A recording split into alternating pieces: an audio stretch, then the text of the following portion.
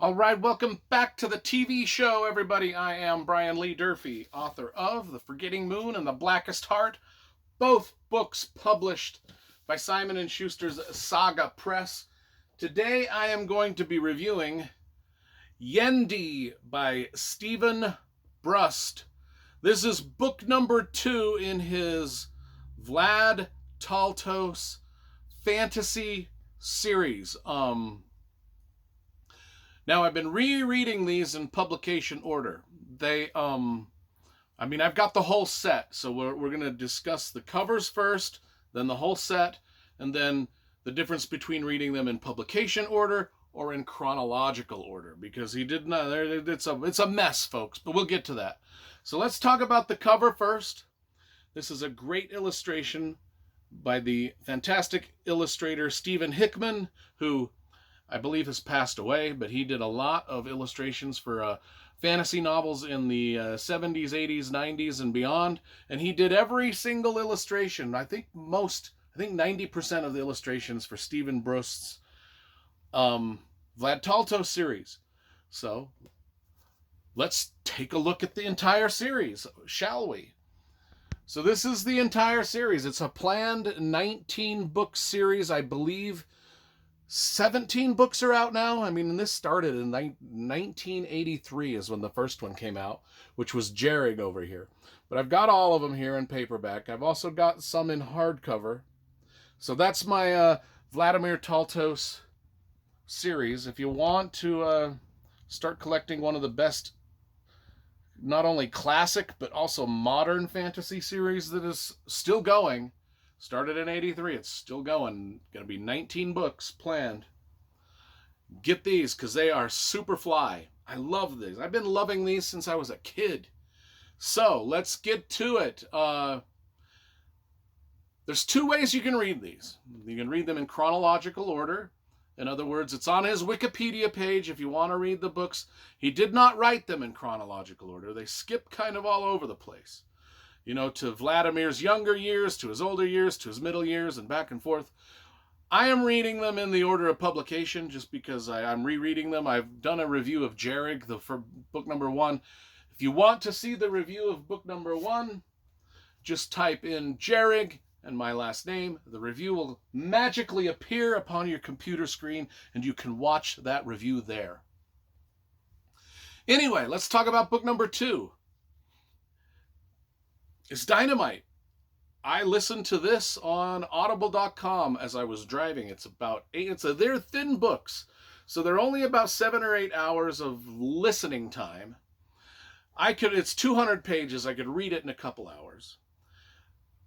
I was on it. I had to take a big road trip, so I listened to this. I sped up the speed of the audible.com book, so instead of taking 8 hours, it took 4 hours. So I listened to this in 4 hours.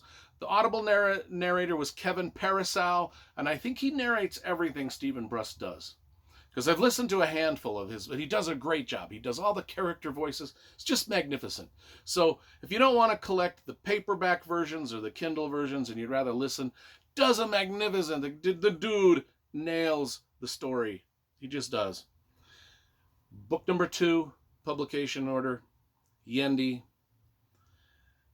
Well, all of our favorite characters are back. If you want to know what this is about, it's about Vladimir Taltos and the land of Draguria or something like that. I don't know if that's the name of it or not. Doesn't say on the back. But he's in Adrilanka, the city of Adrilanka. And it's kind of a big city, that's got all of these different types of races of people. And there's even a map of part of the city there. It's got all of these different, I think there's 19 noble houses or races and there's Yendi. Well, they're all here. The titles of the book are the noble houses, the noble races. Jerrig, Tekla, Taltos, Phoenix, Etheria, Orca, Dragon, Isola, Dazur, Jagala, Ioric, Tyasa, Hawk, Valista. They're essentially noble houses plus races of different types of races. And they all inhabit, and he describes each of the races, and there's like the Phoenix Guards, and each race sort of has a different sort of magical abilities. Each one of them has like flaws, like fatal flaws and strengths, and it's just cool to see how they all interact together, and how that's kind of like, it's a bit of a racist society, wherein a lot of these, well, there's warring factions between all these things. And anyway, our main guy, Vladimir Taltos, is an assassin slash thief slash spy slash just do it all kind of person in the middle of this stuff. And he runs sort of a business, much like the Dresden Files, like Dresden goes in search of magical adventures in inner city Chicago. Vladimir Taltos, he does the same thing, but in Adrilanka, the fantasy world, where he investigates supernatural things. He has to assassinate people. Sometimes he's hired to go be a thief. And every book is different and has a different plot and everything. Yendi's plot is pretty simple. There's a war going on. This is the book where Vladimir kind of gets involved in the war, and with this war, there's a lot of sort of mobster-like people. And all of the characters we love. By the way, he introduces characters in this book that stay through us for the whole series that we just love. I mean, there's Kragar, his bodyguard, and there's a couple other little bodyguards, and he's got a secretary, and he's got a girl. He meets his girlfriend in this book, Kati, who, and I'll read the back of it in a little bit because it talks about her. And then he's got his henchman like Glowbug, and Glowbug's badass. He's like just a little dude that carries a mace around and his eyes glow. That's why they call him Glowbug. But the landscape that we're traveling through is just magical and weird like that. But it's also grounded in like this sort of Three Musketeers sort of dialogue and cadence of voice. And if you read his other series, The Phoenix Guards, which is set in the same world, you really get that Three Musketeers feel. This is got some humor in it. This series, humor is hard to write. I generally don't like books that try humor, because I generally just think it falls flat to my ears.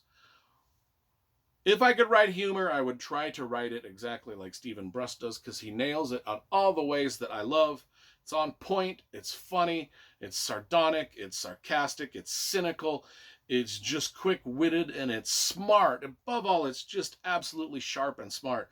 The humor of Vladimir Taltos, and every character that he comes across, be they good or evil, whether it's Sethra Lavode or Morlin or any of the other people that he's fighting. Thing is, guys, normally when I read a book, I take notes. I was listening to this book on a drive, and I didn't take notes. I'm kind of just spewing this off the top of my head. Rather than continue on babbling, I'll just read the little back part here. There's a lot of duels in this book. So the duel. Back when Vladimir bargained for the wise-mouthed reptilian who sits perched on his shoulder. Oh, by the way, he's got a little animal companion. It's a, you can see it right there. It's a little pet dragon about the size of a cat. And named Laosh. And him and Laosh have a great little relationship. And they're talking, and then they speak mind psionically. I don't know when your mind speaks to somebody else's mind, that's the way they speak. Anyway, my name is Vladimir Taltos. I am an assassin. And this is the story of my early days in the house Jerrig, of how I found myself in a Jerrig war, and how I fell in love with the woman who killed me. By the way, there's like 17 weapons in this world that can kill a person dead.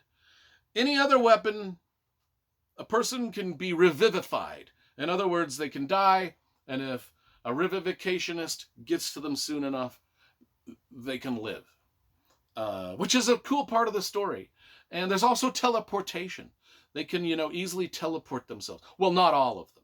Some of the races can't. Some of the nobility and races can't teleport. Some can. And but if they are killed, and a revivificationist is nearby, they can be revived. Unless they've been killed by one of those 17 weapons that are just people can't survive getting struck by those. And we get to see some of those weapons in this book, which is cool. I like that.